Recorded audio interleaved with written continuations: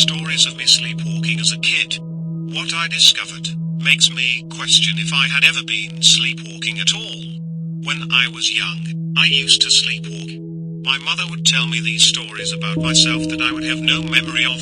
She said it first started when I was around 5 or 6 years old. She had put me to bed one night, then, around an hour or so later, she heard a noise coming from down the hallway. She shut the book she had been reading and went to investigate. She told me that she found me sitting at the kitchen table, pretending to eat. At first, she asked me what I was doing, and after not receiving a response, she approached. Upon closer inspection, she realized that I wasn't awake to respond. She stood there and watched me for some time, as she herself hadn't actually seen a sleepwalker before. She said that I sat there acting as if I were eating, then I would stop and turn to the chair to my right. To her, it appeared like I was having a conversation with someone, though she mentioned that I wasn't speaking any words, more like slight whimpers and groans.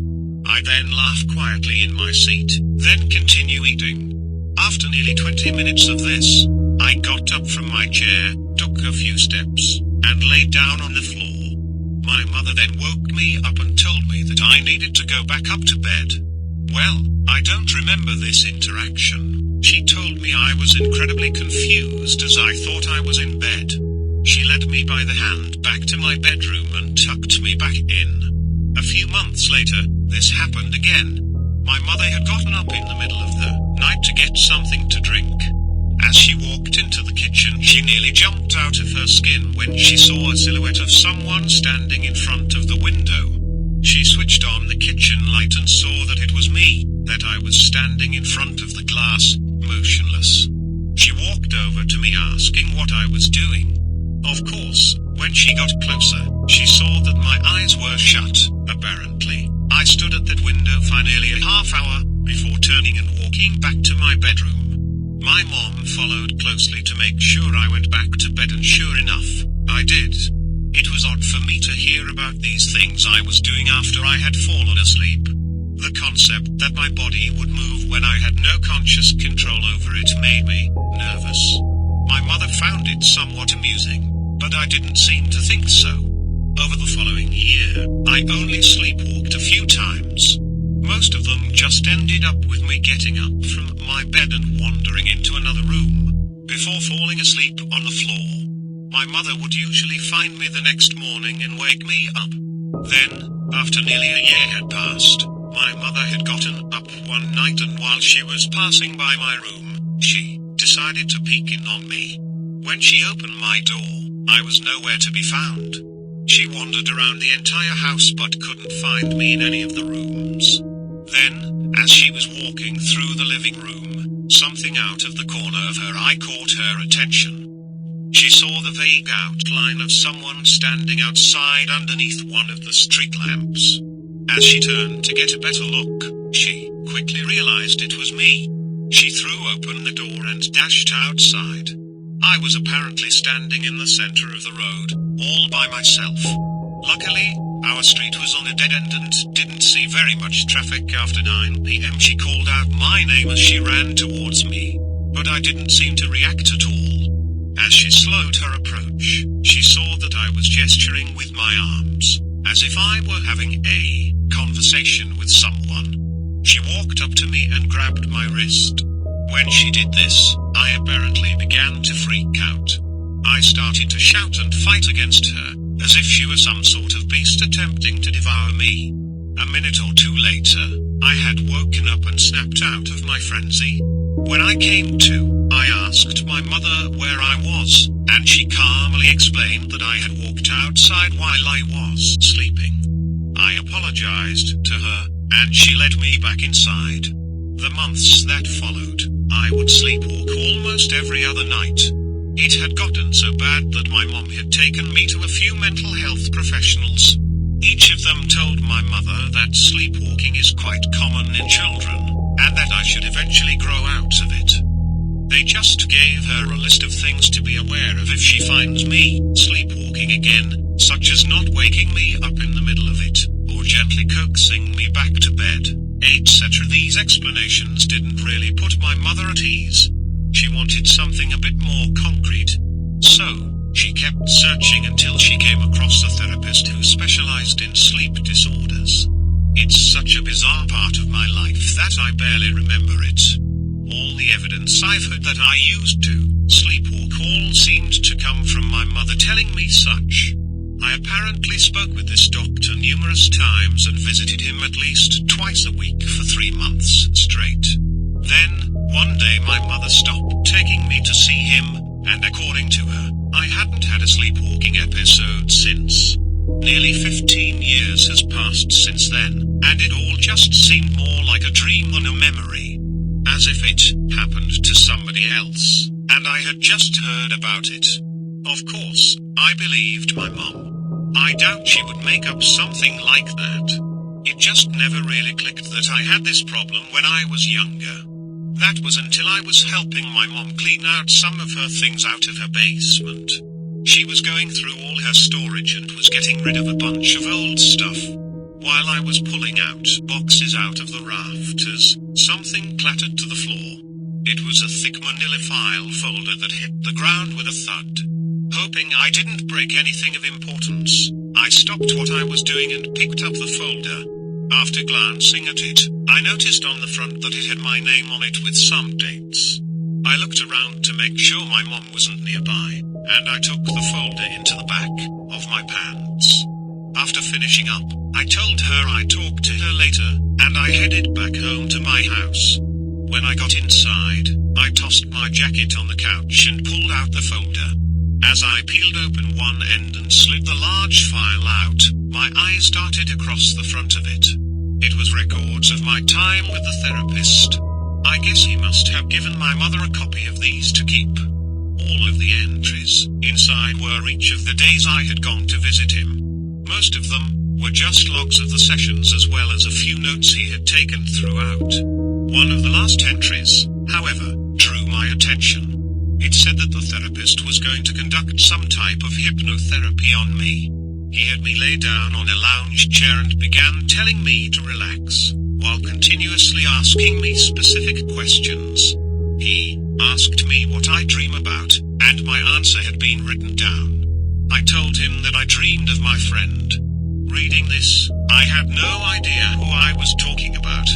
The therapist then asked me to describe this friend of mine. I told him that he was much taller than me, though for a child, that wasn't saying much. His body always seemed to be hunched over. He had long black hair that fell down to his shoulders.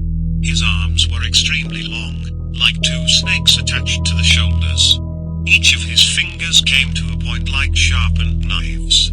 The therapist asked me to tell him what his face looked like, and apparently, I struggled to describe it. I told him that his face was blurry, like it was covered in TV static. When the therapist pressed further, apparently, I sat up in the chair, still asleep, and told the therapist to look at him for himself. I then pointed behind the therapist, and when he turned, he saw nobody there. He jotted down some notes and then asked me what my friend wanted. He told me that he wants to take me somewhere far away so we can both play together, forever. He made another note, then through a series of careful statements, he rid my mind of negative dreams. Well, that's what he wrote down anyway. Since that day, I have slept peacefully without any more sleepwalking incidents.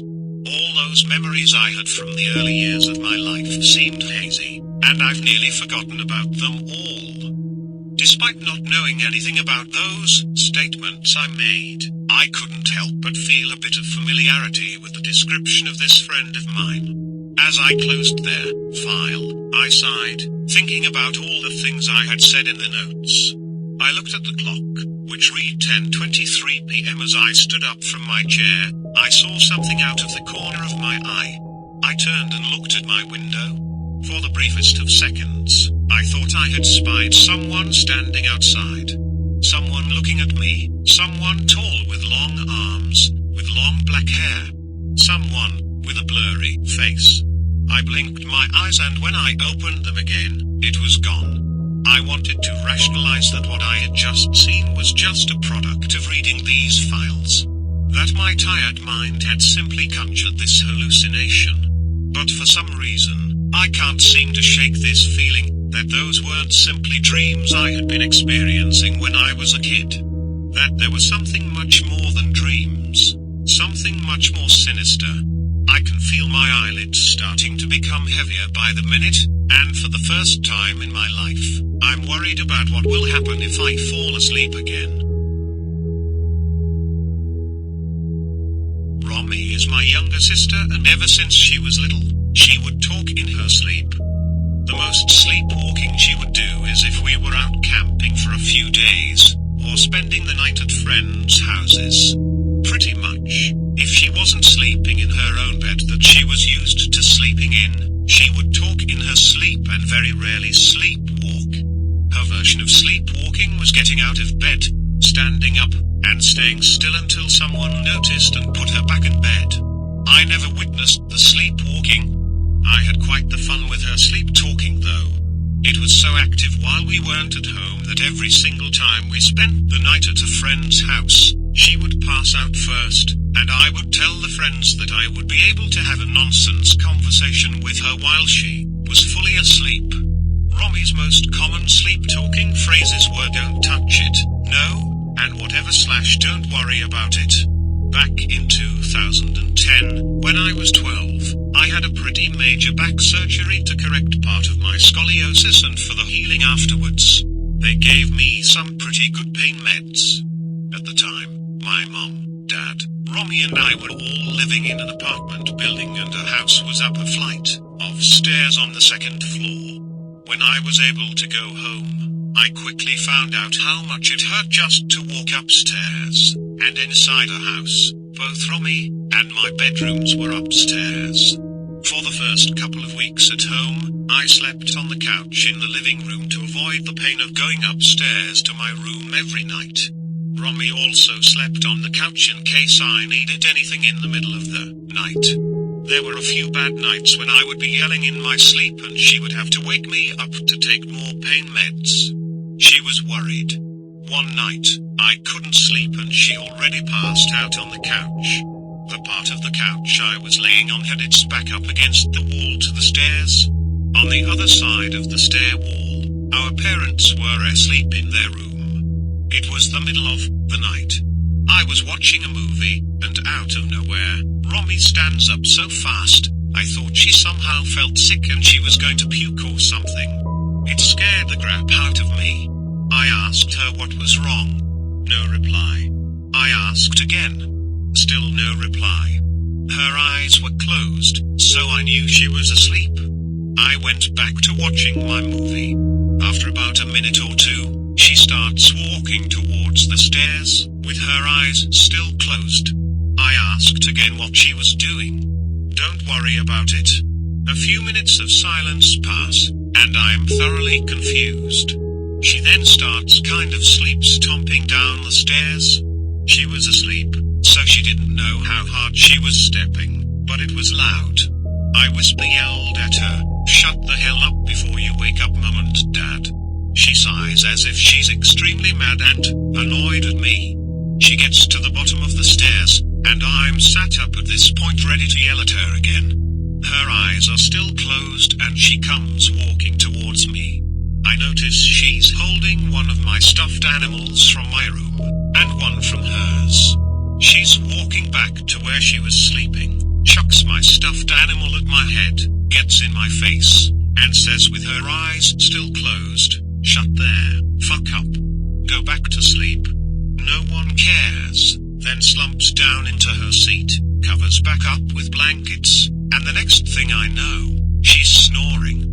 I'm just laying there confused as hell for a minute, then my mom comes out of her room to ask what all the stomping was.